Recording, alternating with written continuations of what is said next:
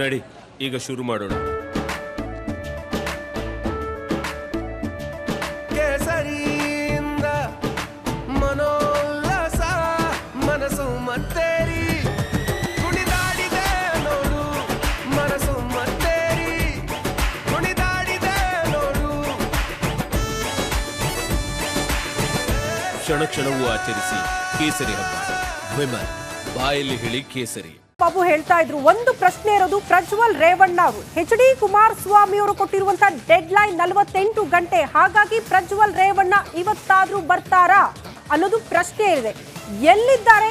ಚಿಕ್ಕಪ್ಪನ ಕರೆಗೆ ಓಗೊಟ್ಟು ವಾಪಸ್ ಆಗಬಹುದಾ ಭಾರತಕ್ಕೆ, ಅಂದ್ರೆ ಬೆಂಗಳೂರಿಗೆ ಅನ್ನೋದು ಕೂಡ ಪ್ರಶ್ನೆ. ದೊಡ್ಡ ಮಟ್ಟದ ಸಂಕಷ್ಟ ಪ್ರಜ್ವಲ್ ರೇವಣ್ಣ ಅವರಿಗೆ ಎದುರಾಗಿದೆ. ಎಷ್ಟು ದಿನಗಳ ಕಾಲ ಅವರು ತಲೆಮರೆಸ್ಕೊಳ್ತಾರೆ, ಇದು ಪ್ರಶ್ನೆ ಇರೋದು. ಪೆನ್ ಡ್ರೈವ್ ಪುರಾಣ ಎಲ್ಲಿದ್ದಾರೆ ಪ್ರಜ್ವಲ್ ರೇವಣ್ಣ ಅನ್ನೋದು ಪ್ರಶ್ನೆ. ಚಿಕ್ಕಪ್ಪ ಕೊಟ್ಟ 48 ಗಂಟೆಗಳ ಗಡುವು ಮುಕ್ತಾಯ. HD ಕುಮಾರಸ್ವಾಮಿ ಅವರು ಕೊಟ್ಟಿರುವಂತಹ ಗಡುವು ಮುಕ್ತಾಯ. ಆದ್ರೆ ಭಾರತದತ್ತ ಸುಳಿದಿಲ್ಲ ಪ್ರಜ್ವಲ್ ರೇವಣ್ಣ. ಅವ್ರು ಬರ್ತಾರೆ ಅಂದ್ರೆ ನಮಗೂ ಕೂಡ ಮಾಹಿತಿ ಇರ್ತಾ ಇತ್ತು.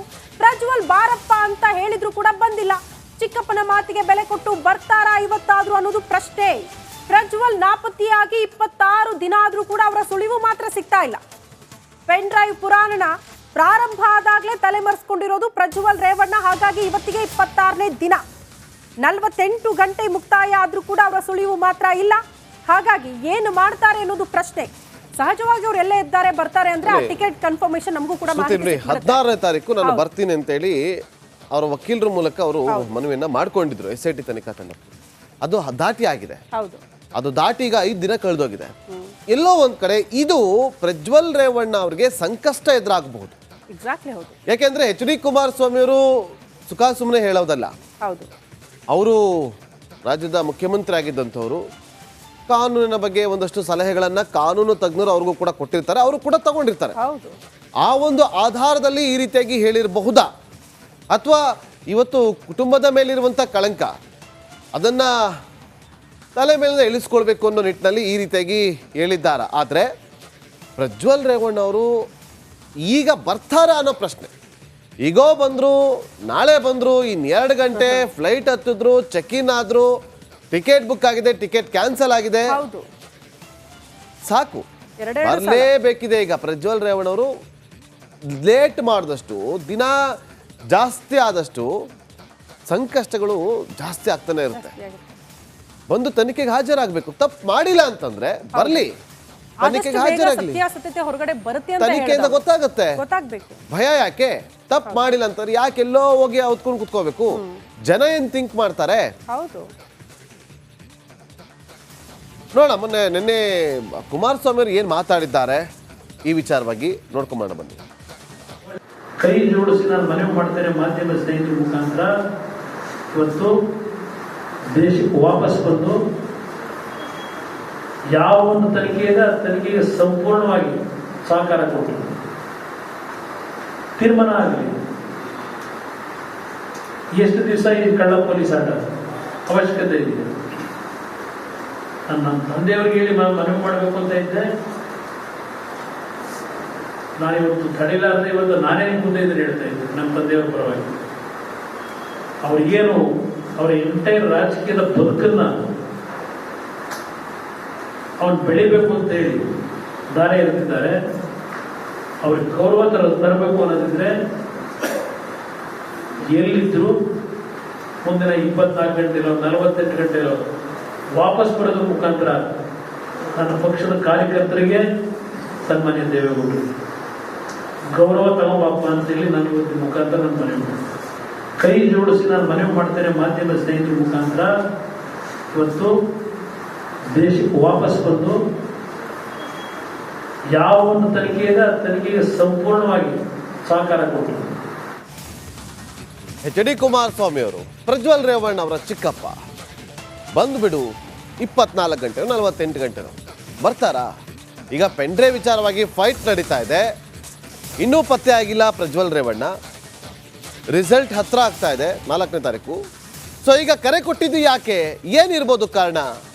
ರಿಪಬ್ಲಿಕ್ ಕನ್ನಡದಲ್ಲಿ ಕುಮಾರಸ್ವಾಮಿ ಅವರು ಕೊಟ್ಟಂತ ಕರೆಗೆ ಎಕ್ಸ್ಕ್ಲೂಸಿವ್ ಮಾಹಿತಿ ಇದೆ. ಏನಿರ್ಬೋದು? ಕುತೂಹಲ ಇದೆ. ಏನು ಕಾರಣ? ಯಾಕೆ ಕರೆ ಕೊಟ್ಟಿದ್ದು? ಎಚ್ ಡಿ ಕುಮಾರಸ್ವಾಮಿ ಅವರು ಬಂದುಬಿಡು ಅಂತಾರೆ ಇದು ಮಾಧ್ಯಮಗಳ ಮೂಲಕ.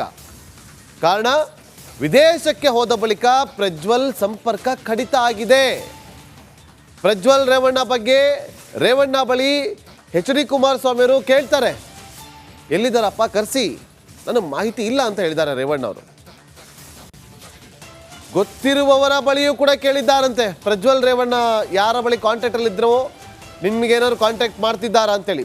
ಅವರು ಹೇಳಿದಾರೆ ಇಲ್ಲ ನಮ್ಮ ಕಾಂಟ್ಯಾಕ್ಟಿಗೆ ಬರ್ತಿಲ್ಲ ಅಂತೇಳಿ. ಯಾರ ಸಂಪರ್ಕಕ್ಕೂ ಸಿಗ್ತಾ ಇಲ್ಲ. ಹಾಗಾಗಿ ಆತಂಕ ಏನಾದರೂ ಇದೆಯಾ, ಸಂಪರ್ಕ ಮಾಡಕ್ಕೆ ಹೇಳಿ, ಕಾಂಟ್ಯಾಕ್ಟ್ ಕಟ್ಟಾಗಿದೆ, ಸಂಪರ್ಕ ಕಡಿತ ಆಗಿದೆ ಅಂತ ಹೇಳಿ ಎಚ್ ಡಿ ಕುಮಾರಸ್ವಾಮಿ ಅವರು ಈ ರೀತಿಯಾಗಿ ಕರೆ ಕೊಟ್ಟಿರಬಹುದು. ಇದು ರಿಪಬ್ಲಿಕ್ ಕನ್ನಡದ ಎಕ್ಸ್ಕ್ಲೂಸಿವ್ ಮಾಹಿತಿ. ಇದೇ ವಿಚಾರಕ್ಕೆ ಸಂಬಂಧಪಟ್ಟಂತೆ ನಮ್ಮ ಪೊಲಿಟಿಕಲ್ ರಿಪೋರ್ಟರ್ ಸತೀಶ್ ನೋಡಿ ಅಲ್ಲಿ ನಿವಾಸದ ಬಳಿಯಿಂದಲೇ ನಮಗೆ ಲೈವ್ನಲ್ಲಿ ಜಾಯ್ನ್ ಆಗಿದ್ದಾರೆ. ಸತೀಶ್, ಈಗ ಕಾರಣ ಏನೋ ಗೊತ್ತಾಯಿತು, ಸಂಪರ್ಕ ಕಡಿತ ಆಗಿದೆ ಅಂತೇಳಿ. ಆದರೆ ಎಚ್ ಡಿ ಕುಮಾರಸ್ವಾಮಿ ಅವರು ಕರೆ ಕೊಡ್ತಾ ಇದ್ದಂತೆ ಪ್ರಜ್ವಲ್ ರೇವಣ್ಣವ್ರು ಬಂದುಬಿಡ್ತಾರಾ? ಸಾಧ್ಯತೆಗಳು ಕಂಡು ಬರ್ತಾ ಇದೆಯಾ ಸತೀಶ್?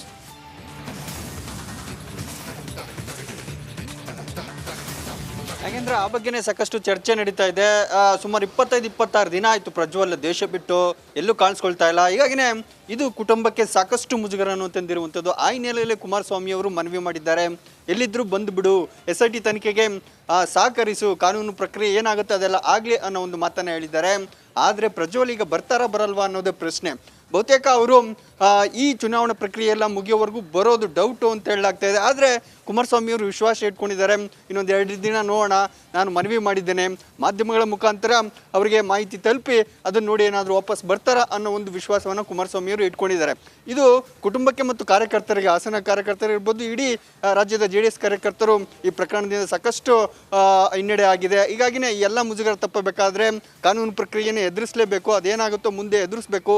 ಆ ನಿಟ್ಟಿನಲ್ಲಿ ಅದನ್ನೆಲ್ಲ ಬದಿಗೊಟ್ಟು ಬಂದರೆ ಅದು ಕುಟುಂಬಕ್ಕೆ ಏನು ಕಳಂಕ ಇದೆ ಅದು ಸ್ವಲ್ಪ ಮಟ್ಟಿಗೆ ಡ್ಯಾಮೇಜ್ ಕಂಟ್ರೋಲ್ ಆಗ್ಬೋದು ಅನ್ನೋದು ಕುಮಾರಸ್ವಾಮಿ ಅವರ ನಿಲುವು. ಆ ನಿಟ್ಟಿನಲ್ಲಿ ಕರೆಯನ್ನು ಕೊಟ್ಟರು. ಆದರೆ ಪ್ರಜ್ವಲ್ ರೇವಣ್ಣ ಅವರು ಚಿಕ್ಕಪ್ಪನ ಕರೆಗೆ ಹೋಗ್ಬಿಟ್ಟು ಬರ್ತಾರಾ ಅನ್ನೋದು ಈಗಿರುವಂಥ ಪ್ರಶ್ನೆ.